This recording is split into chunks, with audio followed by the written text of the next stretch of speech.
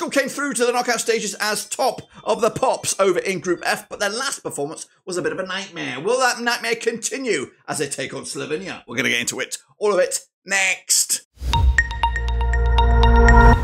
That's right, folks, back once again with another match preview. Looking forward to last 16 counter between Portugal and Slovenia, and we'll get to that in a minute, guys. If you knew where you've been, smash your subscribe button, your one-stop shop for Euro 2024, Blackburn Rovers, World Football. We're going to all hear under one Ruski. Portugal were all right in the first couple of games, but they just took their eye off the ball in the last game when they got stomped by Georgia, would you believe it? But standing in the way now is another Eastern Bloc country, and that is Slovenia. Will lightning strike twice against the Portuguese? We'll get into that in a minute. Big shout out to the VIPs, the patrons, you know who you are. But we are going to get into it. 50 likes if you can. Absolutely bananas. So here we go, Portugal against Slovenia. Portuguese got here by beating the rest of Group J, that's right.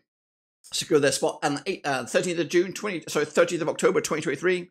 Been here 8 times in the past, which of course includes a win. Roberto Martinez is the manager. Now I'm going to sidebar here.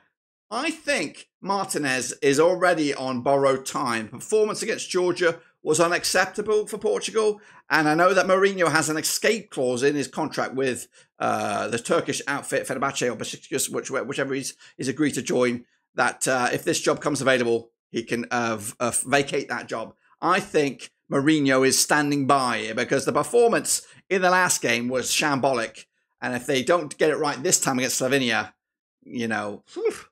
to be honest with you, I haven't been that impressed with Martinez overall. I think they may have had an easy qualification path. They had a pretty easy group here in the Euros, so they need a lot of work to do. So Martinez under scrutiny already. But anyway, Bernardo Silva is the star man. Group F, of course, with their odds at 9-4 on to win the group, to qualify 25-1 on, and to win the thing 8-1, of course. Now those odds have maybe strengthened a little bit, 13-2, but we'll see about that. My expectation was semi-final. That could still happen, but they are on the bad side of the bracket. This is their resume. They did open up with a 2-1 win over Czechia and then follow that up with a 3-0 win over Turkey. But it's the Georgia defeat that has the world talking right now.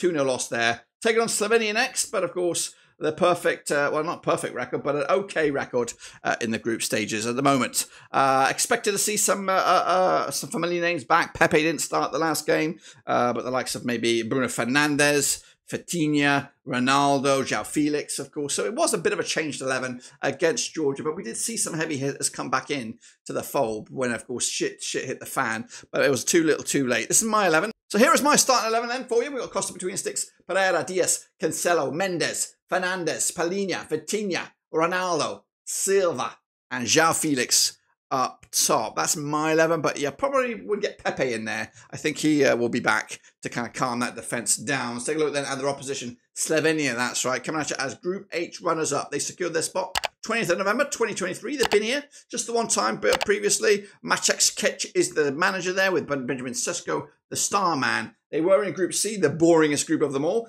10-1 on to win the group, or 10-1 to win the group, 5-4 to qualify, to win the thing, 250-1. Now, Slovenia odds have stayed the same, 250-1. They're writing them off right here, right now. My expectation was a group stage exit, but so far, they're making me eat my humble pie. They qualified with 3 draws, that's right. They haven't won a game. They didn't lose a game either, but they picked up a 1-1 draw against the Danes on the first match day, June 16th. Then they followed that up with a 1-1 draw against Serbia. That was on June 20th. They could not score against England, and England could not score against them in their last game. That was on June the 25th. But now Portugal standing in the way, and that, of course, coming at you on July the 1st. Let's take a look then at their key players with the likes of Oblak between the sticks, one of the best goalkeepers in the world. Bracalo at the back there, Stankovic, Lovric, Elsnich there. We've got Spora, Sesko, and some other names that have been ringing it up for Slovenia. Let's take a look then at my lineup then, coming at you right here, right now, as we look forward to this game. It is coming at you July the 1st, am I right? But let's take a look then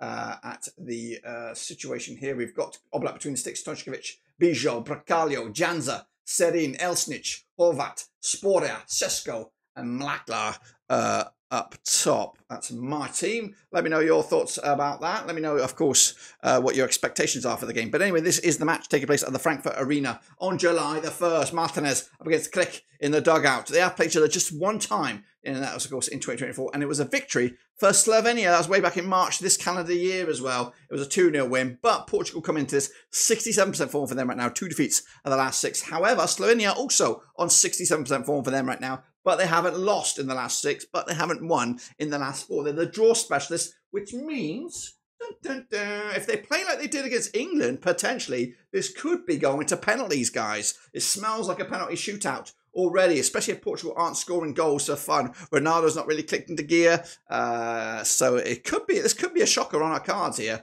But the bookies have Slovenia at 15-2 for the victory, Portugal are 5-2 on for the victory, and 7-2 is the draw. The public vote also back in Portugal here, 83% of the vote. Slovenia just 17 at the moment of asking. What about me? Like I said, it does smell like it could be a draw. If Slovenia play like they have been, they've been drawing throughout. They've been hard to break down, hard to defeat, but they've also been hard to win games. But if they were to take a lead in this game, then you just don't know. I think I give them a little bit of credit in this game. I think they will score, and they may even score first to put Portugal on the back burner, but we may finally see a Portugal side that's going to scramble and maybe show us what they're all about. Going to go with a 2-1 win for the Portuguese on this one, which of course, unfortunately, will send Slovenia home, but will send Portugal into that quarterfinal where they're going to be taking on a tasty opponent, whether it's the French or the Belgians. That's, of course, to be decided later on. Until then, guys, subscribe, smash the like. Your non-stop shop continues here for Euro 2024. We'll be there in the quarterfinals. We'll be there on beyond. But which one of these 2 nations will be there, we'll, of course, find out very, very soon. Until then, subscribe, smash the like. Catch you later. But until then, guys and gals, we are done.